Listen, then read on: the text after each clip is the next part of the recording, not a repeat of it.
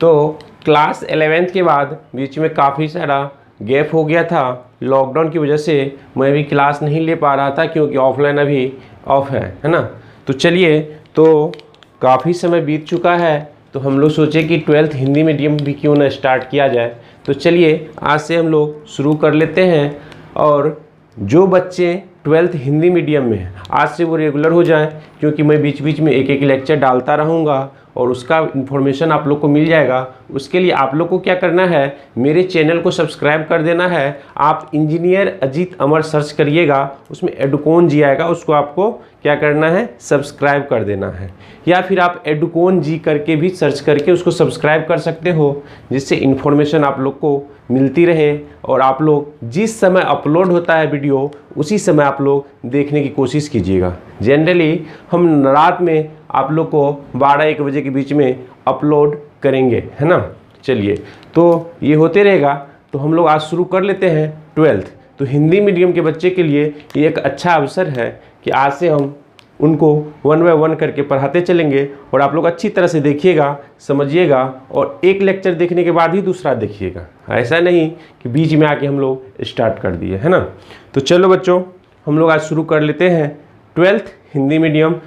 तो हम लोग शुरू कर लेते हैं आज पहला चैप्टर, और हम लोग शुरू करेंगे इलेक्ट्रिसिटी से, है ना। तो पहले हम लोग समझ लेते हैं इलेक्ट्रिसिटी। ये आप लोग का पहला पार्ट। आप लोग को 4 पार्ट्स टोटल पढ़नी है, उसमें हम बता दे रहे हैं क्या क्या कैसे कैसे पढ़ना है। तो पहला है आपका इलेक्ट्रिसिटी, जिसको कि हम लोग क्या बोलते हैं, वैद्युतिकी। क्या बोलते हैं, वैद्युतिकी। हिंदी में वैद्युतिकी बोला जाता है। इसके अंतर्गत आप लोग को पढ़ना है इलेक्ट्रोस्टैटिक्स, फिर करंट, इलेक्ट्रिसिटी, ये सारी बात इसमें पढ़नी है हम लोग को। बहुत सारे चैप्टर्स हैं। दूसरा यूनिट आ जाता है आप लोग को मैग्नेटिज्म। क्या जाता है, मैग्नेटिज्म, यानी कि चुंबकत्व। क्या, चुंबकत्व, है ना। ये दूसरा यूनिट है आपका। इसके अंतर्गत भी 5-7 चैप्टर, 10 चैप्टर आपको मिलेंगे। तो ये पहला यूनिट हो गया, ये दूसरा यूनिट हो गया, और ये जो तीसरा पार्ट है वो है आपका ऑप्टिक्स, या फिर लाइट बोल सकते हो। क्या बोल सकते हो, लाइट, यानी कि प्रकाश। क्या बोलेंगे, प्रकाश, है ना। प्रकाशिकी बोला जाएगा इसको। चैप्टर का नाम है ऑप्टिक्स, है ना। ऑप्टिक्स ही लिख लीजिए आप लोग, ऑप्टिक्स, इसको बोलेंगे प्रकाशिकी, है ना। ये चैप्टर है आपका। और जो चौथा पार्ट है, इसके अंतर्गत हम लोग रे ऑप्टिक्स भी पढ़ेंगे, यानी ज्योमेट्रिकल ऑप्टिक्स, और दूसरा पढ़ेंगे वेव ऑप्टिक्स, है ना। और चौथा है आपका मॉडर्न फिजिक्स, ठीक है। ये चौथा पार्ट है आपका मॉडर्न फिजिक्स, है ना। तो ये सारे पार्ट, ये आधुनिक भौतिकी, है ना। ये तो ये 4 ही यूनिट है बाबू। अब ऐसा भी मत समझना कि ये 4 ही है। इलेक्ट्रिसिटी के अंदर आपको टोटल मिला के 6-7-8 चैप्टर मिलेंगे। इसी तरह से मैग्नेटिज्म में भी 7-8 चैप्टर मिलेंगे। इसी तरह से ऑप्टिक्स में आपको 4-5 चैप्टर मिलेंगे, और फिर मॉडर्न फिजिक्स में भी 4-5 चैप्टर मिलेंगे। ये सारे पार्ट्स हम लोग को पढ़ना है। इसमें से पहला चार्ट जो है इलेक्ट्रिसिटी, इसको आज हम लोग स्टार्ट कर लेते हैं, है ना। तो चलिए, आप लोग पहले ये हेडिंग ले लीजिए। जिन बच्चे को दिक्कत हो रहा होगा वो इसको पॉज करके लिख सकते हो, है ना। चलिए, तो ये 4 पार्ट्स में पहला पार्ट इलेक्ट्रिसिटी हम लोग शुरू कर लेते हैं। इसमें कुछ बेसिक्स बात है जो कि आप लोग को जानना है ना। चलिए, तो ये इलेक्ट्रिसिटी, है ना। क्या है, इलेक्ट्रिसिटी, ठीक है। इलेक्ट्रिसिटी, इलेक्ट्रिसिटी एक्चुअली होता क्या है, ये होता है study of charge. Study of charge. ये चार्ज क्या होता है, ये बड़ी फंडामेंटल बात है। चार्ज क्या है, तो जिस तरह से हम लोग पूरा 11th में मास के बारे में पढ़े थे ना, मास एक फंडामेंटल क्वांटिटी थे, उसी तरह के चार्ज भी एक फंडामेंटल क्वांटिटी है ना। तो चलो बच्चों, हम लोग जानते हैं कि ये चार्ज क्या होता है। इससे पहले हम लोग इसको डिवाइड कर लेते हैं कि इलेक्ट्रिसिटी के अंतर्गत कितने चैप्टर आते हैं, उसको कैसे कैसे पढ़ेंगे। तो इलेक्ट्रिसिटी, इसका हिंदी आप लोग को अभी बता ही चुके हैं, इसका है वैद्युतिकी। क्या है, वैद्युतिकी, बार बार नहीं लिखूंगा। और ये स्टडी ऑफ चार्ज कहने का मतलब आवेश का अध्ययन, है ना, आवेश का अध्ययन, ये बात हो गई, है ना। चलिए, तो इसमें हम लोग दो पार्ट कर लेते हैं।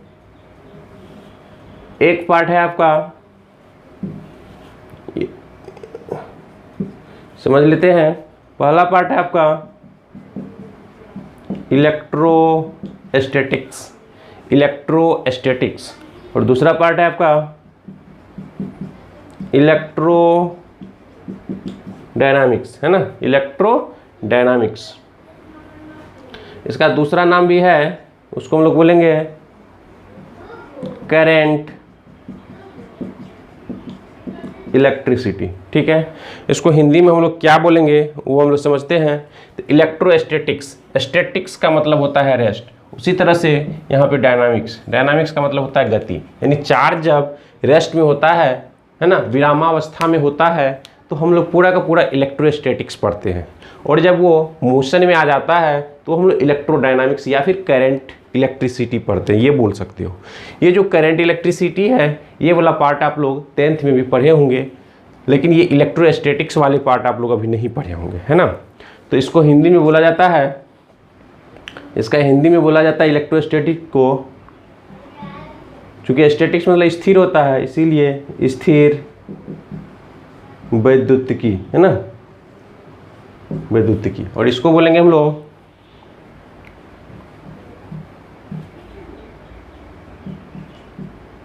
धारा वैद्युतिकी, है ना।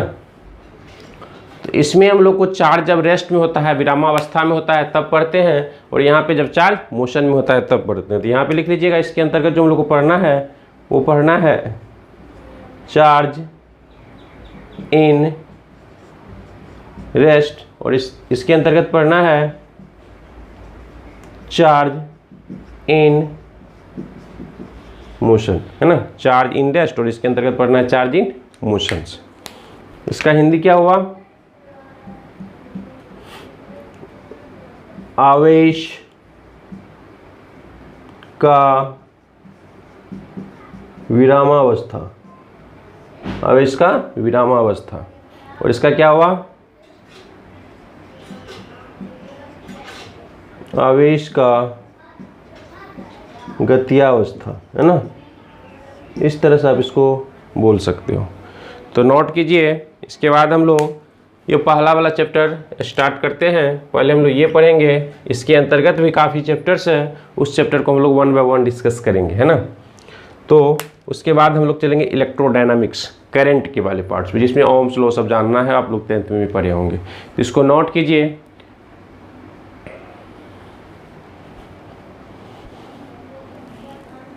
ठीक है, तो हम लोग को अब क्या पढ़ना है, इलेक्ट्रोस्टैटिक्स। क्या पढ़ना है बाबू, इलेक्ट्रोस्टैटिक्स। हम बार बार स्थिर वैद्युतिकी नहीं लिखेंगे, हम एक बार लिख दिए, बार बार इस टर्म को यूज नहीं करेंगे, हम लोग इसको इंग्लिश में ही बोलेंगे इलेक्ट्रोस्टैटिक्स, है ना।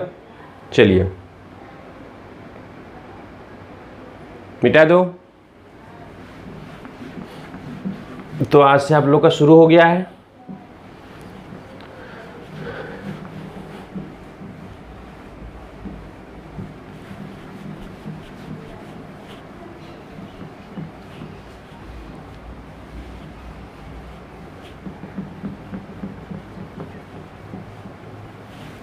ठीक है, तो अब हम लोग जो स्टार्ट करने वाले हैं चैप्टर्स, वो है आपका इलेक्ट्रोस्टैटिक्स। क्या है, इलेक्ट्रोस्टैटिक्स। ठीक है, इलेक्ट्रोस्टैटिक्स, इसको इस तरह से आप लोग लिख लीजिए, इलेक्ट्रोस्टैटिक्स, स्थिर वैद्युतिकी। क्या है ये, स्थिर वैद्युतिकी। इसमें जो सबसे पहला टर्म है वो है आपका इलेक्ट्रिक चार्ज। इलेक्ट्रिक चार्ज, इसको क्या बोलते हैं हम लोग हिंदी में, इलेक्ट्रिक यानी विद्युत, और चार्ज मतलब आवेश, है ना, इलेक्ट्रिक चार्ज, है ना। विद्युत आवेश। ठीक है, सबसे जो इम्पोर्टेंट चीज़ है आप लोग को वो है इलेक्ट्रिक चार्ज क्या होता है। क्या है वो? इलेक्ट्रिक चार्ज क्या होता है। इस चीज़ को हम लोग अगर अच्छी तरह से समझ लें तो आगे कभी भी दिक्कत नहीं होगी, क्योंकि चार्ज के ही इर्द गिर्द ये सारे के सारे चैप्टर्स आप लोग को पूरा इलेक्ट्रिसिटी और पूरा का पूरा मैग्नेटिज्म घूमते रहता है ना। तो ये चार्ज होता क्या है, तो चलिए इसको समझते हैं। जैसा कि आप लोग मास के बारे में जाने होंगे, पूरा 11th क्लास में मास के इर्द गिर्द ही सारे के सारे चैप्टर घूमते रहते हैं, उसी तरह से आवेश के आगे पीछे यहाँ पे इर्द गिर्द ही सारे चैप्टर्स हैं, है ना। तो आवेश होता क्या है, तो देखिए बहुत पुरानी बात है। थेल्स नामक एक साइंटिस्ट था जिन्होंने पाया कि जब दो कण को आपस में रगड़ा जाता है ना, रगड़ा जाता है, जैसे कि प्लास्टिक रड ले लीजिए, है ना, प्लास्टिक रड ले लीजिए या ग्लास रड ले लीजिए, उसको आप क्या कीजिए, कागज़ के छोटे छोटे टुकड़े के पास लाइए, तो देखा जाता था कि वो जब सिल्क से रब्ड करने के बाद उसको हम लोग कागज़ के छोटे छोटे टुकड़े के पास लाए तो उसको अट्रैक्ट कर रहा था, यानी आकर्षित कर रहा था अपनी तरफ। तो उसमें एक फंडामेंटल प्रॉपर्टी देखा गया। तो वो ऐसा क्यों हुआ, तो वो एक्चुअली इसलिए हुआ कि अगर उसको हम लोग रब्ड करते हैं तो रब्ड करने से उसके इर्द गिर्द चारों तरफ एक फील्ड क्रिएट हो जाता है, क्षेत्र। उस फील्ड को चूँकि हम लोग इलेक्ट्रिसिटी पढ़ रहे हैं इसीलिए उसको क्या बोलेंगे, इलेक्ट्रिक फील्ड। जैसे कि आप लोग ग्रेविटेशन पढ़े होंगे, तो ग्रेविटेशन में मास के चारों तरफ एक फील्ड होता है जिसको हम लोग क्या बोलते हैं, ग्रेविटेशनल फील्ड, है ना, गुरुत्वीय क्षेत्र। इसी तरह से यहाँ पर क्या हो जाएगा, विद्युतीय क्षेत्र। क्या हो जाएगा, विद्युतीय क्षेत्र। तो दो बॉडी को रब्ड कीजिए और रब्ड करने के बाद जब उसको हम लोग किसी छोटे छोटे कण के पास ले जाते हैं, कागज़ के छोटे छोटे टुकड़े के पास ले जाते हैं, तो उसको अट्रैक्ट करता है। कहने का मतलब उसके पास फील्ड आ गया, विद्युतीय क्षेत्र आ गया, इसी वजह से वो आकर्षित करता है या फिर रिपेल भी करता है। तो आकर्षित और ये रिपेल, ये दो तरह की बात हो गई, कभी कभी आकर्षित और कभी कभी रिपेल। तो चार्ज दो तरह के होते हैं। तो इसका हम लोग फंडामेंटल डिफिनेशंस पहले समझ लेते हैं, है ना। तो शॉर्टकट में इसको हम लोग लिखने की कोशिश करते हैं। लिखिएगा, आवेश किसी कण का वह गुण है। क्या है, गुण है जिसके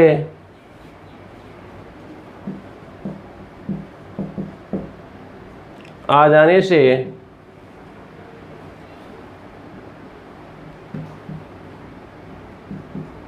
उस कण के चारों तरफ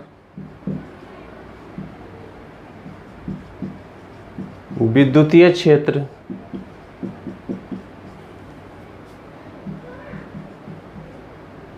उत्पन्न हो जाता है। क्या हो जाता है, विद्युतीय क्षेत्र उत्पन्न हो जाता है। इसको हम लोग Q से डिनोट करते हैं। इसे Q स्मॉल भी ले सकते हो, कैपिटल भी ले सकते हो। Q से सूचित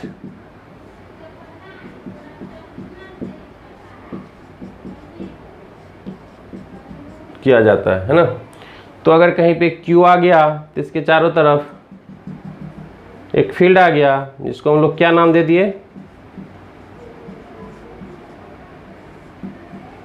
विद्युतीय क्षेत्र, है ना। अब ये क्या करेगा, किसी दूसरे कण को जो कि आवेशित हो उसको या तो ये अट्रैक्ट करता था या फिर रिपेल करता था, है ना। जैसे कि मान लो ये ग्लास रड है, इसको हम लोग रब्ड किए सिल्क क्लॉथ में और इसको हम लोग लाए, फिर ये है आपका प्लास्टिक रड, इसको भी रब्ड किए, इसको भी लाए, देखा गया कि दोनों अट्रैक्ट हो गया। क्या हो गया, अट्रैक्ट हो गया, यानी दोनों में प्रॉपर्टी आ गया था, गुण आ गया था, जिसकी वजह से ये अट्रैक्ट कर गया और उसके बाद इसका गुण खत्म हो गया, है ना। तो इस तरह से आवेश जो है उसमें कुछ ऐसा गुण देखा गया। हाँ, एक चीज़ और, ग्लास रड और प्लास्टिक रड जब लिया जाता था तो उसमें अट्रैक्शन होती थी, लेकिन जब दोनों ग्लास रड लिया जाता था तो उसमें रिपल्सन होती थी, यानी कि विकर्षण होता था, धक्का लगाता था, है ना। और अगर दो ग्लास रड ही लिया जाए तो भी वहाँ पे क्या होता था, विकर्षण ही होता था। तो इस तरह से आवेश दो तरह के होते हैं ये देखा गया है ना। और वो दोनों जब आपस में होते थे तो वहाँ पे क्या हो जाता था, तो वहाँ पे उसका गुण ही खत्म हो जाता था। तो ऐसा नाम ढूंढा गया, वो था पॉजिटिव और निगेटिव। जैसे +2 ले लो और -2 ले लो, है ना, उन दोनों का जब एक साथ लाते हैं तो क्या हो जाता है, 0 हो जाता है। क्या हो जाता है, 0 हो जाता है। तो चलिए वो बात हम लोग आगे कर लेंगे, इसका टाइप्स भी पढ़ लेंगे हम लोग। ये 2 तरह के होते हैं। अभी हम लोग इलेक्ट्रिक चार्ज पढ़ रहे थे। तो आवेश किसी कण का वह गुण है जिसके आ जाने से उस कण के चारों तरफ क्या हो जाता है, विद्युतीय क्षेत्र उत्पन्न हो जाता है। ठीक है, इसे Q से सूचित किया जाता है और इस तरह से हम दिखाए, है ना। चलिए ये बात क्लियर हो गई होगी आप लोग को। चलिए तो नेक्स्ट हम लोग आगे समझते हैं कि इस आवेश का मात्रक क्या होता है ना। आवेश का मात्रक क्या होता है।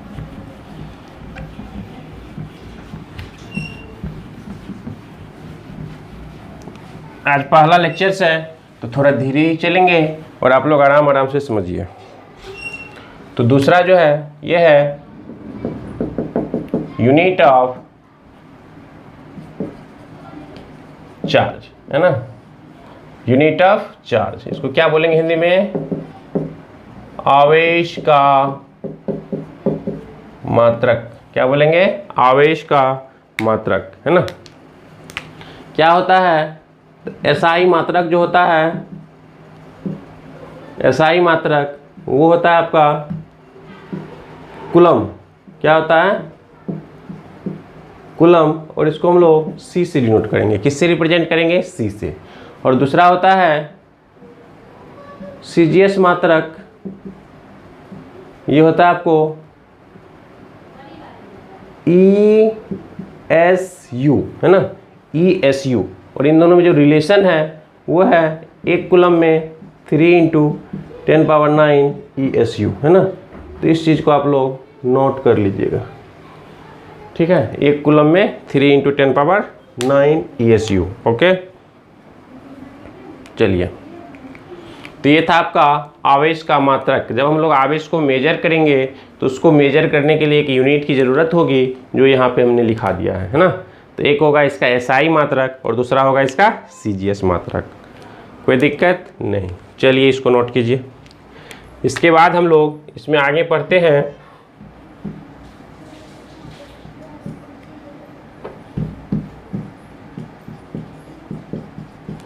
टाइप्स ऑफ चार्ज, है ना। टाइप्स ऑफ चार्ज यानी कि आवेश के प्रकार, है ना। आवेश कितने प्रकार के होते हैं इसको समझते हैं। तो आवेश 2 तरह के होते हैं, है ना। आवेश 2 तरह के होते हैं। एक होता है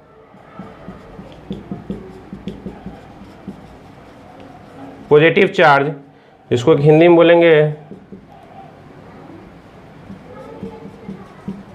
धनात्मक आवेश। और दूसरा होता है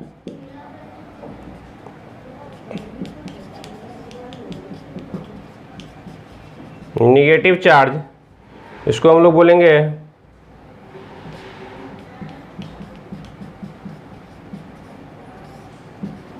ऋणात्मक आवेश, है ना। ये 2 आवेश होते हैं। इसको बारी बारी से हम लोग डिफाइन कर लेते हैं। इसको इलेक्ट्रॉन की बेसिस पे डिफाइन करते हैं हम लोग, है ना। इलेक्ट्रॉन और प्रोटॉन की बेसिस पे हम लोग जानते हैं कि कोई भी एटम अगर हो, आप लोग केमिस्ट्री पढ़े होंगे, है ना, तो उसमें पढ़े होंगे कि अगर कोई भी एटम है, जैसे कि सोडियम ले लो, तो उसका एटॉमिक नंबर 11 है। कितना है, 11 है। तो वो न्यूट्रल होता है। न्यूट्रल कहने का मतलब अनावेशित होता है ना, अनावेशित, उदासीन होता है। क्यों होता है, क्योंकि उसमें नंबर ऑफ इलेक्ट्रॉन यानी इलेक्ट्रॉन की संख्या और प्रोटॉन की संख्या दोनों बराबर होते हैं। तो इसमें देखो प्रोटॉन तो बाबू बाहर जाता नहीं है, वो होता है न्यूक्लियस में। तो अगर इलेक्ट्रॉन की संख्या में कमी हो गई या फिर वृद्धि हो गई तो उसकी वजह से उसको हम लोग बोलते हैं कि ये अब चार्ज हो गया है, आवेशित हो गया है। या तो धनायन हो जाता है या फिर ऋणायन हो जाता है। जैसे कि सोडियम में अगर आप एक इलेक्ट्रॉन उससे निकाल लेते हैं तो उसको हम लोग क्या बोलते हैं, इसमें इलेक्ट्रॉन की कमी हो गई है इसलिए ये धनावेशित हो गया है। और अगर क्लोरीन में हम लोग एक इलेक्ट्रॉन डाल देते हैं तो बोलते हैं इलेक्ट्रॉन इसमें ज़्यादा हो गई है, इसीलिए यह क्या हो गया, ऋणावेशित हो गया है। तो इस बेसिस पे हम लोग इन दोनों को डिफाइन कर लेते हैं। ओके, तो चलिए हेडिंग दीजिए पॉजिटिव चार्ज।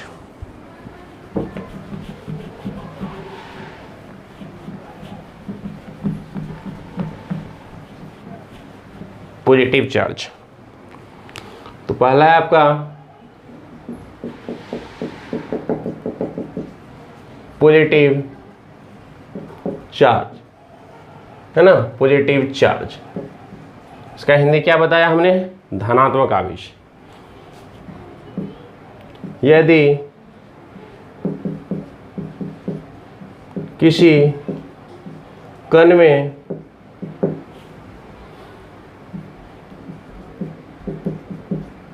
प्रोटॉन की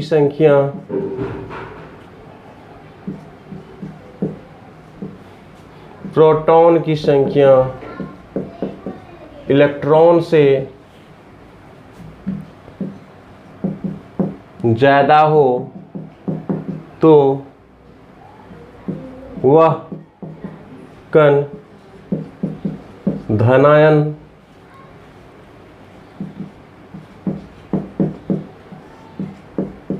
कहलाता है ना। यहाँ पे लिख लो number of proton P greater than number of electron E, है ना, इस तरह से। ये था आपका पॉजिटिव चार्ज, धनायन। क्या है?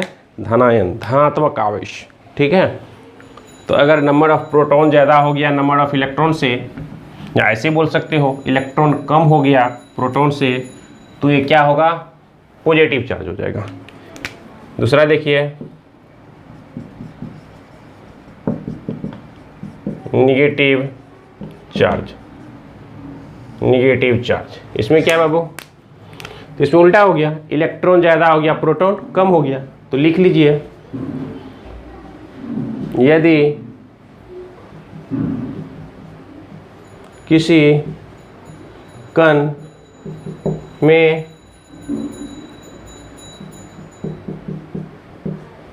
प्रोटॉन की संख्या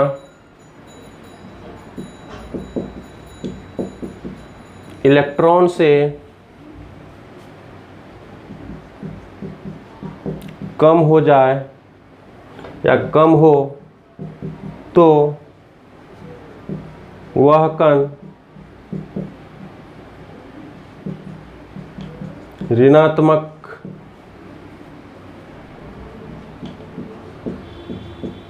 कहलाता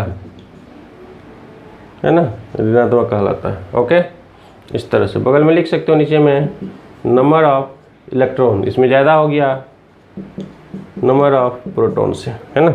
चलिए, तो ये दो तरह के हो गए। और इसमें एक बात याद रखना है कि जिसमें number of electron number of proton के बराबर होता है वह एक्चुअली में चार्ज होता ही नहीं है। तो वो होता क्या है? तो वो न्यूट्रल हो जाता है ना, उदासीन कण कहलाता है। क्या कहलाता है? उदासीन कण, है ना। तो इस चीज़ को भी हम लोग लिख लेंगे, यहाँ पे लिख लीजिएगा नोट करके, है ना, नोट करके लिख लीजिएगा। यदि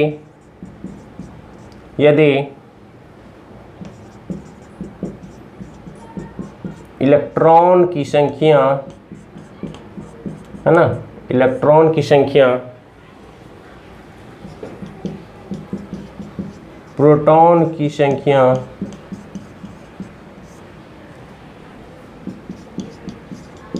के बराबर हो तो कण क्या होता है बाबू? उदासीन होता है, उदासीन होता है। ये चार्ज नहीं होता है, इसको हम लोग उदासीन बोलेंगे। क्या बोलेंगे? उदासीन। चलिए, तो यहाँ तक आप लोग नोट कीजिए। हम लोग पढ़ लिए कि आवेश क्या होता है, आवेश का मात्रक क्या होता है, और फिर उसके बाद हम लोग पढ़े आवेश कितने तरह के होते हैं, है ना। तो जिसमें इलेक्ट्रॉन की संख्या ज़्यादा हो उसको हम लोग ऋणात्मक आवेश या ऋणायन बोलेंगे, और जिसमें इलेक्ट्रॉन की संख्या कम हो एज कंपेयर टू प्रोटॉन तो उसको क्या बोलेंगे हम लोग? धनात्मक आवेश बोलेंगे, है ना। इस तरह से दो तरह के आवेश हम लोग पढ़े, ठीक है। तो इसको आप लोग अच्छी तरह से नोट कीजिए।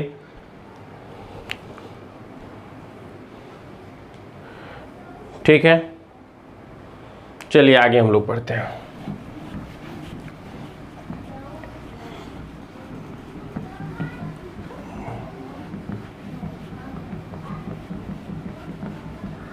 जिस बच्चे को कोई डाउट उठ रह जाएगा उसके लिए हम नीचे डिस्क्रिप्शन में अपना व्हाट्सएप नंबर दे देंगे, आप लोग व्हाट्सएप पे डाउट पूछ सकते हो सके तो हम रिप्लाई कर देंगे, और अगर लगे कि हम नहीं कर पाए टाइम की वजह से तो हो सकता है तो उसका हम लेक्चर में ही डिस्कस कर लेंगे, तो आप लोग नेक्स्ट लेक्चर देख लीजिएगा, हो सकता है ना। चलो ठीक है, तो इसके बाद से हम लोग इफेक्ट ऑफ चार्ज देखते हैं। क्या देखते हैं?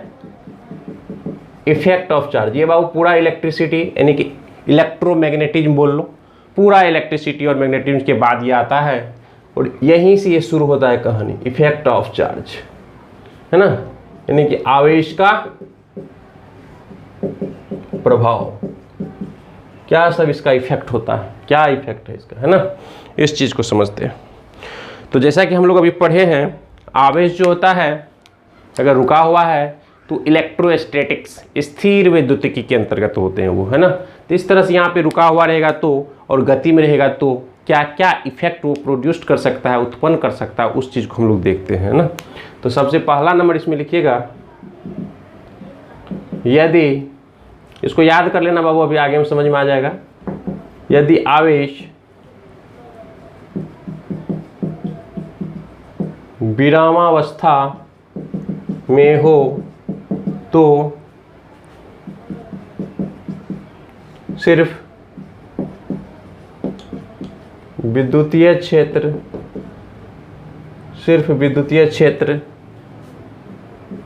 ही उत्पन्न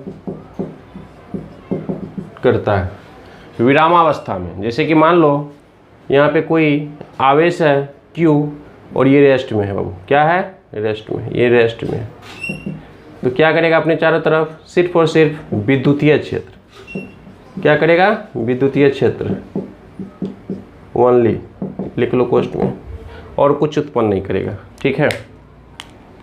तो आवेश जब रेस्ट में होता है तो सिर्फ और सिर्फ विद्युतीय क्षेत्र, और इसी को पूरा तो हम लोग इलेक्ट्रोस्टैटिक्स में पढ़ना है, उसमें सिर्फ विद्युतीय क्षेत्र की ही बात हम लोग करेंगे, है ना। चलिए दूसरा है, अब चार्ज यानी कि आवेश मोशन में आ गया, गति में आ गया, तो गति में भी दो प्रकार की गति होती है। तो गति में दो बातें होगी, एक होगा समान गति जिसमें कि त्वरण आपका 0 होगा, और दूसरा होगा असमान गति, यानी कि अगर वेलोसिटी, गति आपका यानी कि वेग आपका फिक्स है 5 मीटर पर सेकेंड, तो 5 मीटर पर सेकेंड ही है, तो वहाँ पे त्वरण क्या होगा, 0, है ना। तो इसके लिए कुछ अलग होगा इफेक्ट, और अगर कभी 5 मीटर पर सेकेंड, कभी 7 मीटर पर सेकेंड, कभी 20 मीटर पर सेकेंड, तो उसके लिए कुछ इफेक्ट अलग होगा, है ना। तो चलिए दूसरा इफेक्ट हम लोग लिखते हैं, लिखिएगा, यदि आवेश समान गति से,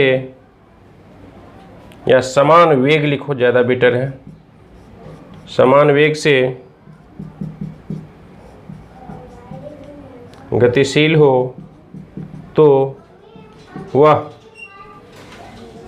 क्या सब करेगा बाबू, विद्युतीय क्षेत्र एवं चुंबकीय क्षेत्र, नहीं विद्युतीय क्षेत्र तो आएगा ही आएगा, चुंबकीय क्षेत्र भी आएगा, तो वह विद्युतीय क्षेत्र एवं चुंबकीय क्षेत्र उत्पन्न करता है ना। ये दो क्षेत्र उन्होंने उत्पन्न करा। तो यहाँ पे हम एक आवेश ले लेते हैं,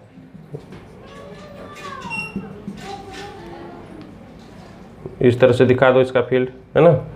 ये जो है आपका मोशन में है, और मोशन में क्या है, समान वेग से, तो एक्सीलरेशन क्या हो जाएगा बाबू, 0, तो A = 0 रख दिए, है ना। इस तरह से आप लोग भी बना लीजिएगा।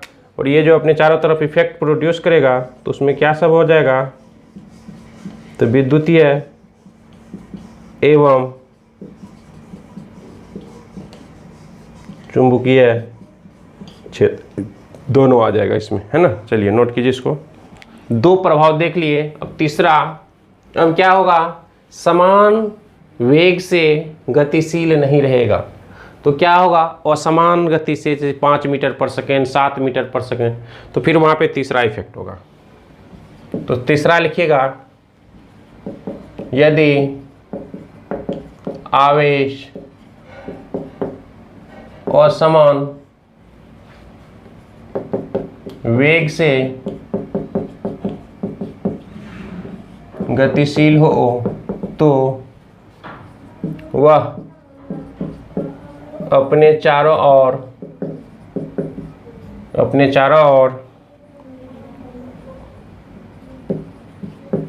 विद्युतीय क्षेत्र इलेक्ट्रिक फील्ड, विद्युतीय क्षेत्र कोमा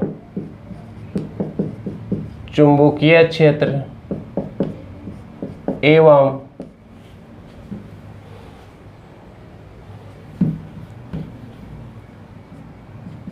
EMW है ना उत्पन्न करते हैं, है ना। EMW को हम लोग बोलेंगे इलेक्ट्रो मैग्नेटिक वेव, है ना, विद्युत चुंबकीय तरंग। क्या बोलेंगे? विद्युत चुंबकीय तरंग। इस तरह से आप लिख सकते हैं, इसको कोई दिक्कत नहीं है। तो यहाँ पे आवेश ले लिए, और ये क्या है बाबू? तो ये चूंकि एक्सेलरेशन था तो ए डज नॉट इक्वल टू 0 हो जाएगा। तो इसके चारों तरफ जो होगा क्या सब आ जाएगा? पहला तो इलेक्ट्रिक फील्ड यानी चुंबकीय क्षेत्र, कोमा दूसरा आ जाएगा आपको मैग्नेटिक फील्ड, एंड यहाँ लिख लो EMW। क्या लिखेंगे? EMW। इसको हिंदी में हम लोग बोलते हैं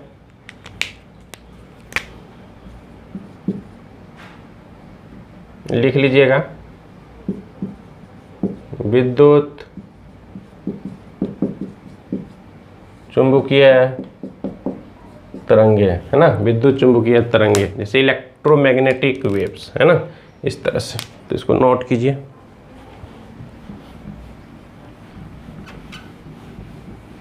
तो इस तरह का 3 इफेक्ट हम लोग पढ़े, ठीक है। हम लोग अभी 3 इफेक्ट पढ़े।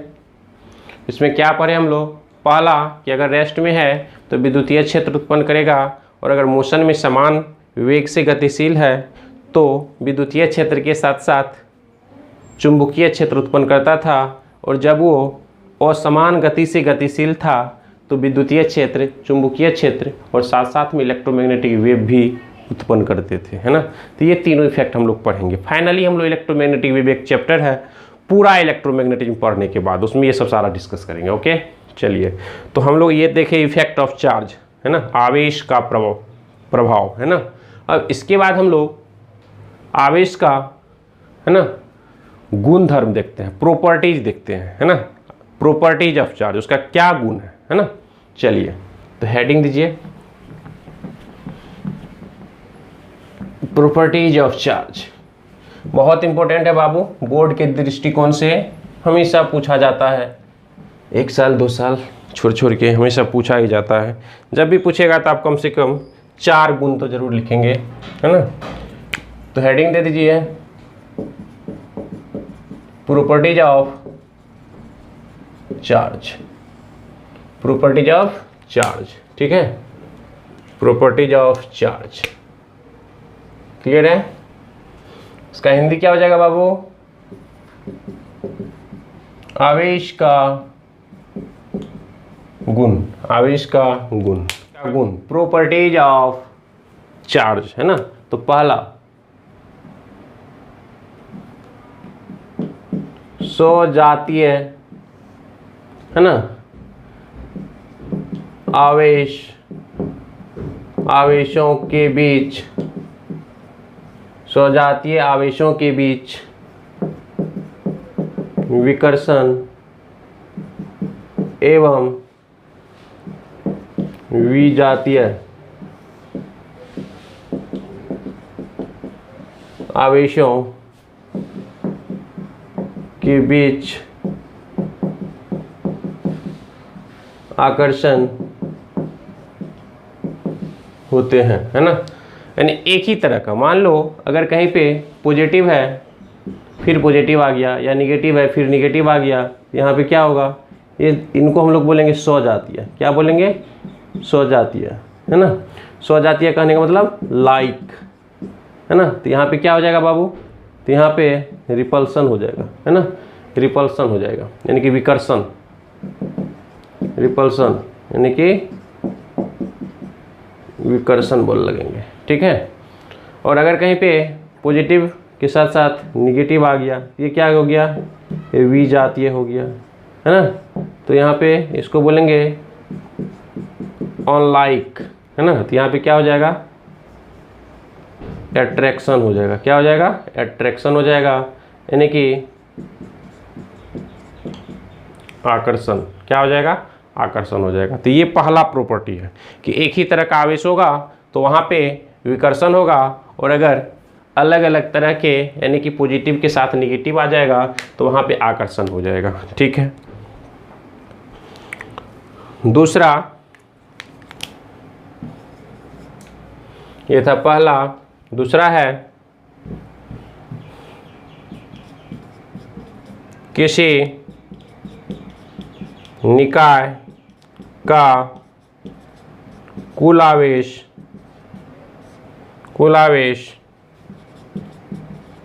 हमेशा संरक्षित रहता है। संरक्षित समझते हो, कंजर्व, है ना, कंजर्व। जैसे कि आप लोग एनर्जी कंजर्वेशन पढ़े थे, ऊर्जा का संरक्षण, है ना, ऊर्जा संरक्षण का सिद्धांत पढ़े थे, उसी तरह यहाँ पर भी है। मान लो अभी क्या था, यहाँ पे Q1 था और एक Q2 था। यहाँ पे Q1 इक्वल टू 1 कूलम और Q2 इक्वल टू -3 कूलम था। और यहाँ पे अब यहाँ पे एक चार्ज आ गया, वो आ गया -3 कूलम, है ना, और एक है Q2। यहाँ बोलेंगे Q2 इक्वल टू क्या होगा बाबू, तो ये यहाँ से यहाँ आया, लेकिन ऐसा थोड़ी ना है, ऐसा थोड़ी ना है कि चार्ज बढ़ गया घट गया। यहाँ पे नेट चार्ज क्या था, तो -3 या +1, -3 + 1 कितना था टोटल, तो यहाँ पे -2 था, -2 कूलम था, है ना। तो यहाँ पे क्या हो जाएगा, तो यहाँ पे -3 कूलम है और Q2 क्या होगा, तो इस तरह से हम लोग लिखेंगे कि -3 + Q2 इक्वल टू टोटल कितना होना चाहिए, तो -2 कूलम, है ना, -2 कूलम। तो इस तरह से Q2 इक्वल टू क्या होगा, Q2 इक्वल टू हो जाएगा -2 और ये इधर से इधर चला जाएगा +3, तो कितना हो जाएगा, तो Q2 इक्वल टू आपका आ जाएगा +1 कूलम, है ना। तो इस तरह से आप निकाल सकते हो, यानी कि कुल आवेश जो होगा वो संरक्षित होगा। तो हमको कुल पता था, एक पता है एक पता नहीं है, तो उसी को बराबर कर देंगे। इस तरह से आप लोग इसको कर सकते हो, कोई दिक्कत है नहीं। इस तरह से आप लोग इसको नोट कीजिए। दूसरा गुण, तीसरा गुण है इसका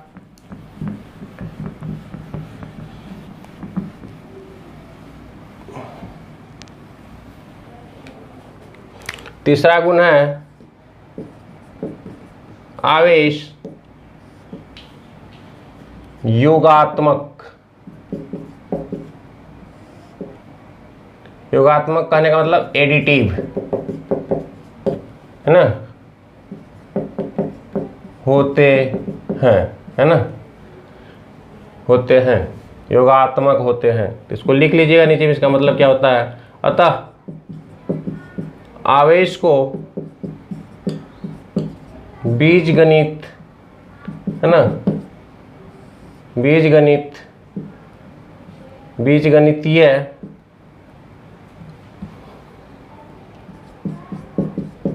तरीका से जोड़ा जा सकता है ना, जोड़ा जा सकता है। जैसे कि 2 कूलम चार्ज थे, ऊपर से 5 कूलम चार्ज आ गया, तो अब कितना हो गया टोटल, 7 कूलम। कितना हो गया, 7 कूलम। तो इस तरह से आप इसको बोल सकते हो, ठीक है। जैसे कि अगर Q नेट की हम लोग बात करें, है ना, तो पहले था Q1, अब आ गया Q2, फिर माइनस हो गया Q3। इस तरह से आप इसको कर सकते हैं। फिर आ गया Q4। तो इस तरह से ये चलते रहेगा, है ना, ये सिलसिला इसमें चलते रहेगा, है ना, इस तरह से। नेक्स्ट, चौथा प्रॉपर्टी, आवेश अदिश राशि होता है, इसीलिए इसको हम लोग द्रव्यमान की तरह ही जोड़ सकते हैं, इसीलिए बोले एडिटिव होता है, ठीक है। चौथा है आवेश जो होता है ना, वो गति पे निर्भर नहीं करता है ना, वो मोशन से निर्भर नहीं है, यानी कि मोशन से आत्मनिर्भर है। तो लिखिएगा आवेश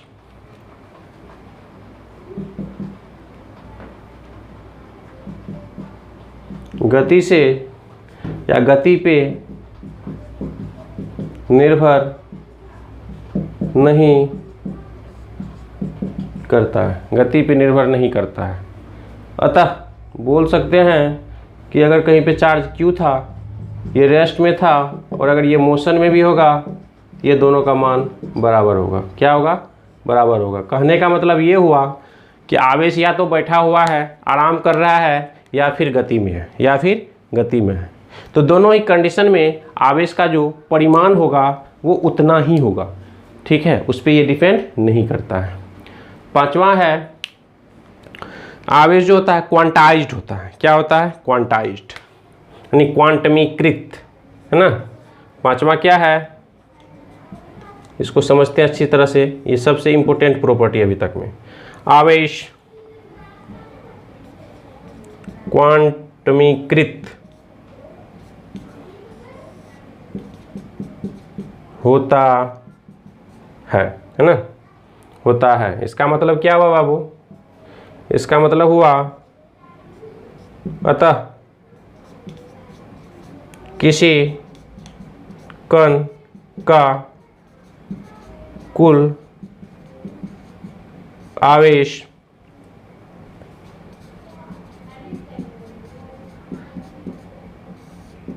इलेक्ट्रॉन के इंटीग्रल समझते हो बाबू? इंटीग्रल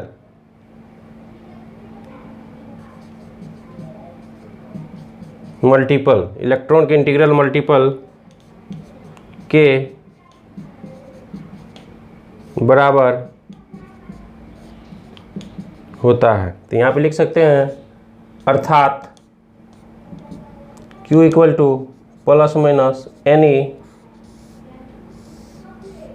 है ना, Q equal two plus minus NE। यानी कहने का मतलब इसको हम लोग एग्जाम्पल से समझते हैं, इससे रिलेटेड क्वेश्चंस भी बनते हैं, है ना। चलिए, इंटीजर मतलब पूर्ण संख्या। क्या होता है? पूर्ण संख्या, ठीक है। देखो, कहने का मतलब किसी भी बॉडी में, मान लीजिए एक बॉडी है ना, ये एक बॉडी है, ये A है, और ये एक बॉडी है, ये B है, और ये एक बॉडी है C है। इस पे जो है प्लस इलेक्ट्रॉन है, और इस पर माइनस 2.5 इलेक्ट्रॉन है, और इस पे माइनस 3/2 इलेक्ट्रॉन है। तो बोलेंगे कौन चार्ज पॉसिबल है? तो हम बोलेंगे ये पॉसिबल होगा, ये पॉसिबल नहीं होगा, ये पॉसिबल नहीं होगा। क्यों नहीं होगा? क्योंकि इलेक्ट्रॉन का इंटीग्रल मल्टीपल होना चाहिए पूर्ण संख्या में, या तो 0 होना चाहिए, या 1 2 3 4 5 1000 10000 50000 पॉइंट में नहीं आना चाहिए। आधा गो इलेक्ट्रॉन नहीं होगा, है ना, 3.5 गो इलेक्ट्रॉन नहीं होगा, 2.5 इलेक्ट्रॉन नहीं होगा, इस तरह से, है ना। तो इस तरह से आप इसको कर सकते हैं। तो हम लोग को जब भी चेक करना करेगा कि आवेश संभव है या नहीं है, तो हम जानते हैं Q इक्वल टू NE, है ना। तो यहाँ पे लिख सकते हो Q equal to NE, Q equal to NE। अतः Q इक्वल टू NE होता है जहाँ पे N क्या है, तो N का वैल्यू 0 हो सकता है, प्लस माइनस 1 हो सकता है, प्लस माइनस 2 हो सकता है, प्लस माइनस 3 हो सकता है। इस तरह से डॉट डॉट डॉट कर सकते हो, है ना। अगर हमको चेक करना है, टू चेक, है ना, चेक करना है कि संभव है या नहीं है, तो हम लोग Q इक्वल टू NE करेंगे और N इक्वल टू Q/E करेंगे। क्या करेंगे? Q/E, है ना। और अगर ये इंटीजर आ गया, क्या आ गया बाबू?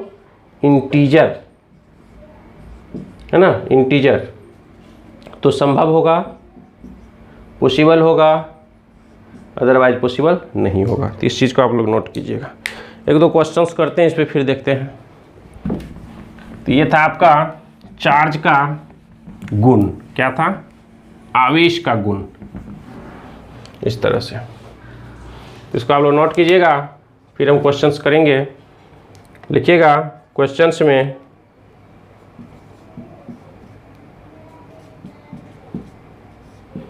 कौन सा आवेश संभव नहीं है। पहला number 1.6 into 10 power minus 18 coulomb, दूसरा 1.6 इंटू 10 पावर माइनस 20 कूलम, और तीसरा 1 कूलम, है ना। यहाँ पे लिख लीजिएगा, यहाँ पर ही ये जो है इसका वैल्यू होता है 1.6 इंटू 10 पावर माइनस 19 कूलम। पहले से आप लोग पढ़े होंगे, और ये निगेटिव में होता है। इसी का अगर प्रोटॉन हो गया तो वो पॉजिटिव में होगा, है ना। तो कभी भी हम लोगों को अगर कहेगा तो क्यू आपको दिया हुआ रहेगा, ई से डिवाइड करेंगे, यानी कि 1.6 इंटू 10 पावर माइनस 19 से डिवाइड करेंगे। अगर वो इंटीजर आ गया तो पॉसिबल होगा, अदरवाइज पॉसिबल नहीं होगा। तो इसको हम लोग बारी बारी से बनाते हैं।